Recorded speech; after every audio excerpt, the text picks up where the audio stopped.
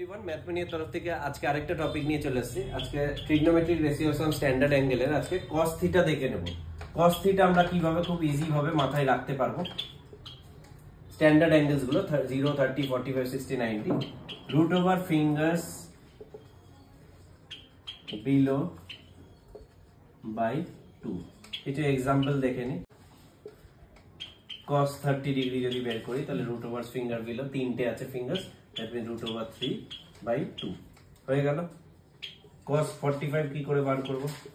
root over fingers below 45 এর নিচে দুটো আছে root over 2/2 সেম ভাবে এটাকে আমরা √2/√2 দিয়ে মাল্টিপ্লাই করে নেব তাহলে 2/2√2 2 কেটে গেল 1/√2 হয়ে গেল ভ্যালু।